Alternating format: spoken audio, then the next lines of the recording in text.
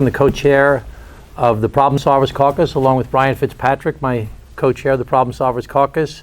I'm joined here by the two members of the working group on permitting reform that have been working, a Democrat and a Republican, for quite some time to come up with a framework as to what we think needs to happen with permitting reform here in the United States Congress. The Problem Solvers Caucus is about 50 members of Congress, pretty evenly divided between Democrats and Republicans, working on different topics. And this is one of our priorities for the rest of this year, is to try and get legislation passed on permitting reform.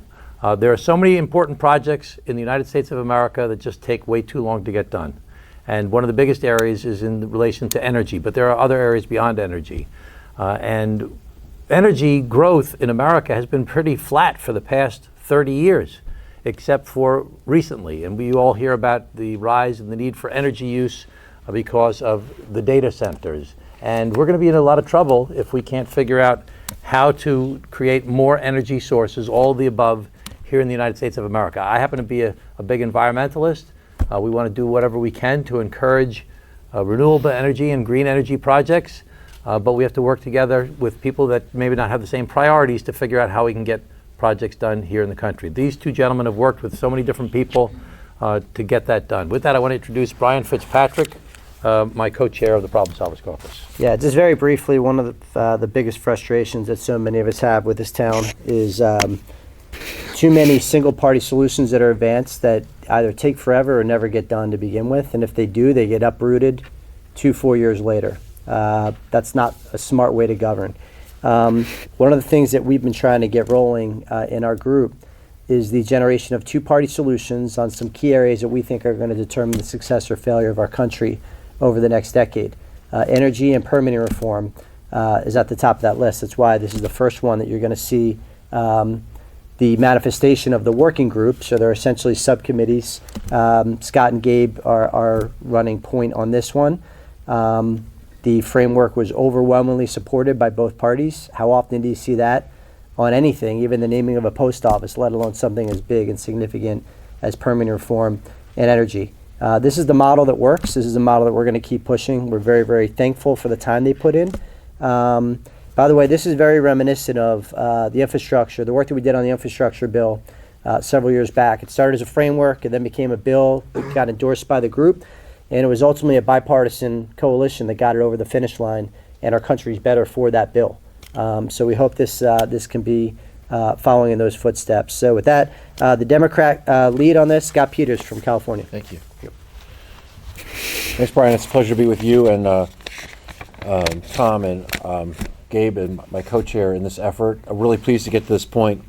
As Tom alluded, for the first time in some decades, the United States is going to see a demand increase in energy. It's been 1% to 2% over the past few decades. It could be 15% in the next decade. And if demand goes up and supply doesn't keep up, what we're going to see is less reliability. We're going to see brownouts, blackouts. We're certainly going to see higher prices. Electricity bills are already up 5.5% from a year ago. Natural gas is up 14%. So we need to build a whole lot of energy and wires to move electrons if we want to meet this moment. We have to do it in a bipartisan way. I think I'm not a mathematician, but 60 votes in the Senate means you're going to have both parties participating. Problem Solvers has always understood that, and as you alluded to with the infrastructure bill, we did a lot of work to germinate that effort into a bipartisan bill, a major bill, $1 trillion infrastructure bill in the past. But if we don't do this, we're going to fall behind China, and we should just understand what our competitor is doing. Last year, the United States installed 60 gigawatts of new transmission. 60 gigawatts, a gigawatt about enough to power 750,000 homes. China, you've heard China put in coal. They put in 90 gigawatts of coal. But they also put in 80 gigawatts of wind and 277 gigawatts of solar. They are not doing this, folks, because they are climate warriors. They don't care about the climate any more than I was going to say the Secretary of Energy, but we're in a bipartisan thing, so they don't care about climate change. They're doing that because they know the wind and solar are the fastest to market, cheapest energy sources available to power their economy. And we need to do the same. So the reason I'm interested in this is, we had at the end of last year, we had 2,600 gigawatts of renewable energy lined up to get built. And 90% of what wants to get built is non-emitting. And so I think from the perspective of the environmental community, make everything go faster and renewables win. So this framework, I'm really excited about it. It's a bipartisan commitment to a pretty detailed list of principles. And we'll now work with leaders in the Energy and Commerce Committee, where Gabe and I are members, but also in the Natural Resources Committee, which has a lot of jurisdiction over NEPA and some of the procedural statutes, to bring a framework to bear. And I just want to say one more thing. We are elected members of Congress. We're here to legislate and pass bills. We're going to do that. I just also want to, I have to say every time I talk about this, that we still have a problem at the other end of Pennsylvania Avenue if the president's going to refuse to permit renewable energy. Right now we've got the Secretary of Interior dealing with approving 69 various steps in the permitting process, including setting up a survey to look at whether you can install something. That is a bottleneck that's just not practical. And we heard that BLM in California just indicated they're not going to be permitting any more solar.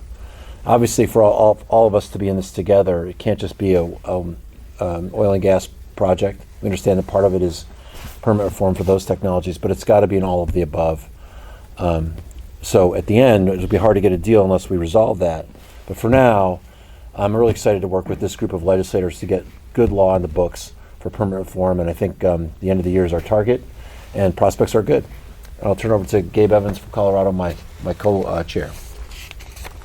Well, first and foremost, thank you all so much for coming. Gabe Evans from Colorado, and I want to thank the three folks standing up here with me, for Brian, for Tom, for your overall leadership, just keeping the temperature to the point where we can have these conversations, and of course to Scott for all of the granular and the detailed talks that we've had to actually pull together the details of this framework, and then of course to the staffs, your staff, my staff, the problem solver staff, because we set the high level direction, but the staff did tremendous work over the last several months in trying to pull this together. And I really want to emphasize a couple of things that my colleague Scott just said. First, we've got to beat China. This is the big picture here. I spent 12 years in the Army, and in the Army we always tried to push this idea of, in order to succeed, you have to start with the end in mind. And the end in mind here is if we don't build it here in the United States, it's going to get built just overseas with a higher carbon footprint, with less responsible social guidelines, and we're still going to get the emissions from that going into the atmosphere and blowing into places like my district in Colorado. So we have to make sure that we can navigate our own regulatory environment to be able to build these things here in the United States with some of the best and most environmentally and socially responsible guidelines really anywhere on the planet. And it needs to be an all of the above approach, like Scott said. That's my district. Oil, gas, wind, solar, 1 and 2 wind generators in the nation are built in my district. I'm one of the highest oil and gas producing districts in the nation. I've got some of the largest solar projects. We're on the cutting edge of geothermal in my district. But if we can't build those things because we can't navigate our own permitting environment, then again, we lose jobs, cost of living goes up, the economy stagnates, and we don't have the electrons to be able to power America into the middle of the 21st century. And so that's why I was so excited to be a part of this permitting reform framework, to have those discussions, to be able to work across the aisle, to put something forward that we all agree on as Americans. Some of the specific things that we're trying to work on doing within this framework. We're trying to end a lot of the duplicative review. If you've already gone through a set of very intensive and robust examinations to get that permit, you shouldn't have to do that 2 or 3 or 4 times with different federal agencies if they're all asking for the same thing. So trying to end that duplicative review, trying to make sure that we have common sense timelines to where if you turn in your very exhaustive packet, you can at least expect a decision to be made in some sort of common sense timeline, and not have this thing kicked down the road for years. And so we want to make sure that we're bringing forth these common sense ideas that both sides can agree on, that we can get to work on, that we can work with the respective committees to truly be able to bring forth this framework so that we can build things again in the United States, and that we can do that in a socially and environmentally responsible way that's going to get us good paying jobs, it's going to help our economy, it's going to help the cost of living, it's going to help the energy availability and affordability. And again, when we build it here, we are doing it with a incredibly a much smaller carbon footprint than our competitors around the globe will do it if we don't build it here and we drive those jobs out. So again, just want to thank everybody here for coming and for all of the hard work that's gone into this. We're excited to get to work on it. Very good. So we're going to take any questions you may have, but again, the effort of this project is we want to cut red tape, and we want to meet energy demand, and we want to get things done more efficiently and predictably. And we want to try and lower costs and improve our national security and create jobs. That's all part of what is essential parts of permitting reform. And it goes across many different areas, and we can get as technical as you want to get, but if you don't want to get technical, we don't have to do that either. So ask us any questions you want to ask. Rachel at the Hill. Congressman Peters talked about the administration's efforts to hold up renewable projects. Have you guys spoken with them about this, and are they willing to maybe ease up what they're doing in exchange for a deal? So I've not spoken to the White House, and I actually think the point I was trying to make is that we should all be doing that anyway, but we need to do our job here in Congress to come up with legislation that makes sense no matter who's president. And so that's the path we're on. I think we really, this is kind of a milestone to get to this point with this much agreement on this much territory. What I was sort of saying was that if we're really going to make a deal at the end, we've got to deal with this. That's not something we have to deal with today to make a deal. But at the end of the year, if we're going to sew this up, I don't think a lot of Democrats are going to be comfortable voting for something if they see it as an oil and gas permitting bill because the president's not allowing other things to be permitted. That's not executing the laws faithfully. We would have to have some assurance on that. But I think for today's purposes, we were all elected to Congress the same day that Donald Trump was elected president. We've got a job to do, and we're doing it. So I'm going to be a little bit more blunt. Go ahead. Let's hear from New York. The president, has canceled a wind project, for example, that's 80% complete. And there are a lot of solar projects that are being held up, and other wind projects that are being held up. And for many of the Democrats, we're going out on a limb here, working in good faith with our colleagues, the way we think that this is the way this place should operate, to find some common ground to move forward. Now, if we keep on going in this process and we get near the finish line, and the argument becomes, hey, you guys are making this deal, and they're not going to approve any of the green projects anyway, then it's going to be very hard for us to keep the deal going forward. So we need to see good faith, not only from our colleagues, which we've been seeing in our problem solvers group, we need to see good faith from the White House also. Go ahead. Just tell us who you are. I'm Josh Siegel with Politico. In the few cases where we've seen the Trump administration reverse course on their actions on renewables, it's been when Republicans have gotten involved, and there's political consequence to what they're doing. So I was wondering, on the Republican side, if you're really intent on getting a deal, what can you do to that end to communicate or? I agree with exactly what Scott said. We are Article 1, we are a separate independent branch, and we got to do our work and pass bills. And everything doesn't even need to be pre-cleared with the White House. And I said that across all White Houses, right? They can sign or veto anything that's passed by Congress. Are we going to have conversations with them? Of course we will. We want to. And I hope they're willing to have them with all of us. But our job is to pass smart policy that our constituents asked us to do, to lower energy costs, to clean up our environment, in all of this, it's an economic security, it's energy independence, and energy security, it's national security. It checks every single box. And we're just trying to take a pragmatic approach, a two-party solution that does preserve our environment, that is all of the above. And I couldn't agree with my colleagues more. All of the above has to mean all of the above. It can't mean this, but not this. Every single energy source has its own merits and its own demerits, but together we can have a sensible energy policy that can power, particularly with the data centers, with the aggressive advancement of AI, these data centers require a lot of power that we do not have the resources. There's a delta there that we need to resolve. And this is the only way to get that done. So if everyone here agrees that the AI race is critical to the future of the world, we want to be setting the rules of AI, not China. In order for that to be the case, we have to win that AI race. How do we do it? We need to have an energy grid and an all-of-the-above energy strategy that's going to allow us to power the data centers that are needed for AI. So there's a direct causal link between what we're doing here and national security and world peace, for that matter. And just to add to that, I always talk about my district because I think my district is a perfect example of how that all of the above energy strategy works. Again, I have one of the most productive oil and gas basins in the nation in my district. But we're also trying to electrify a lot of the drilling rigs that are going and exploring for that oil and gas. And a lot of these are pretty remote areas where you don't necessarily have that immediate connection to the grid to be able to get grid power. And so there's a variety of different solutions that are happening right now today in my district to electrify those rigs using either predominantly solar, but a lot of other creative techniques to get power where we need the power. And that's why we have to focus on that all of the above strategy, because different forms of power are going to be a better fit for different sorts of needs. And as we've talked about in my area, I got the largest wind manufacturing facility definitely in the country, probably in the world. 1 and 2 generators, wind generators in the United States come out of my district.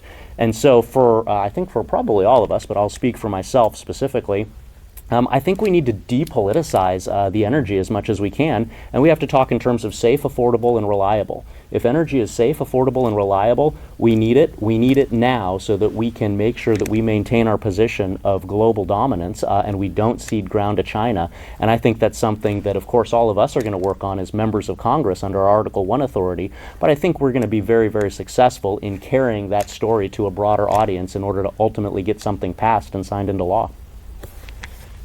Kelly Lunny with Bloomberg Government. How much outreach have you already done to the relevant committees, TNI, ENC, Natural Resources? What kind of input did they give you on this framework?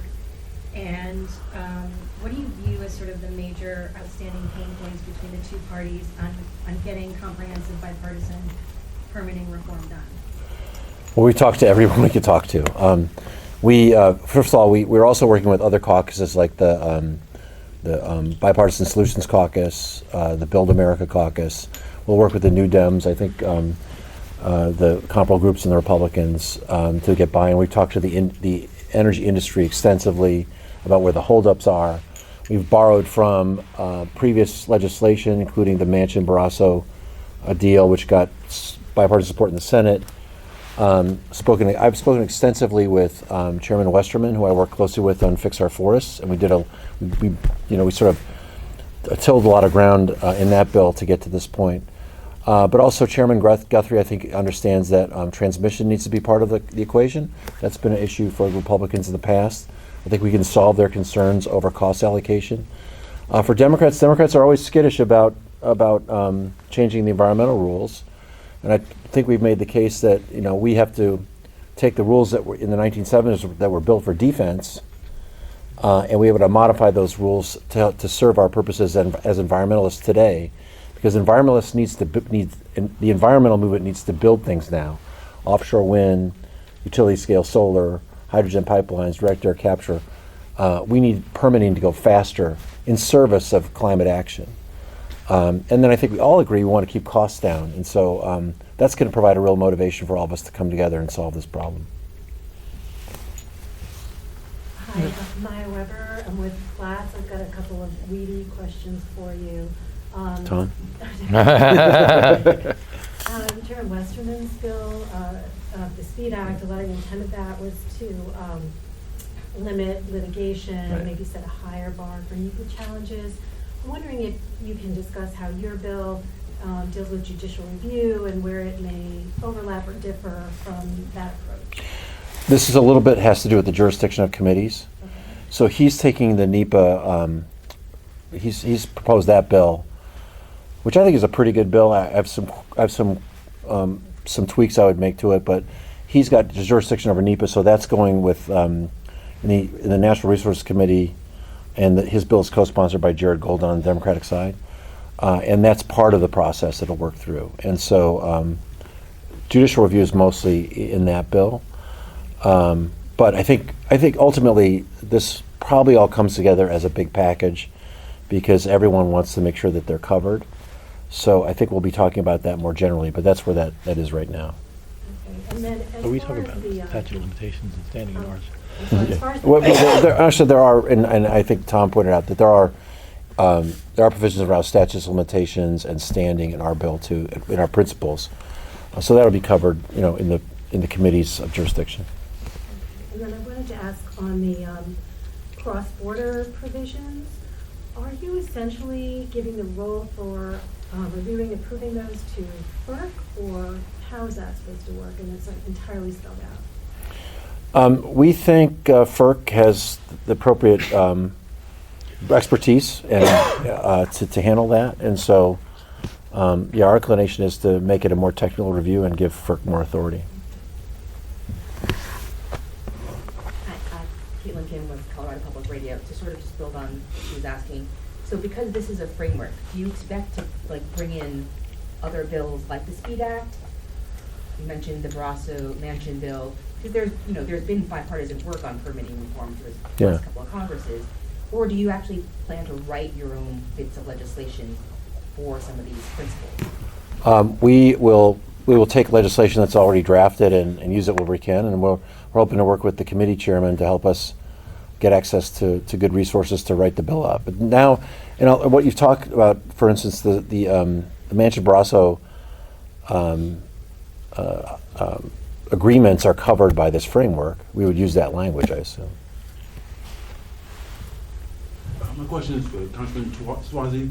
Can you talk a little bit about how the permitting reform would enhance use of tax credits? I know in the budget bill that just passed, there were a lot of different placed in service dates to use solar and wind power credits. So I wonder if by moving making this a shorter time period, would it increase the use of those credits on the village projects? The concern with a lot of the tax credits is that there were projects that were ready to go and they eliminated a lot of the tax credits under the big beautiful bill. So we're concerned. There's a big concern about the good faith stuff that we were talking about. But going forward, we want to try and make things that are more defined, so that that if you are applying for something, you'll find out an answer on a timely basis, so that you can use the existing credits that are available to you. But let me see if Scott wants to add to it. Our bill is more about permitting than financing. So that's what it's going to focus on. I think the issue right now is a lot of projects are on the clock to get permitted so that they can qualify. They can beat the deadline for qualifying for those incentives, and that's where my concern about what's going on in the White House is important, because we have investors who've put in a lot of effort and resources and taken risks to build things. They think they can meet the deadline to qualify for the tax credits that survive in the form in which they survived. But if the White House isn't permitting anything, they're gonna lose that money. So that's a little bit separate issue from what we're doing. And I will just add on the tax credit piece, I am going to be, and I am in the process of pursuing to bring a lot of them back, to go back to a commenced construction standard rather than a place in service, and make sure that the tax incentive structure is consistent with the policy that we're advancing, which is all of the above, right?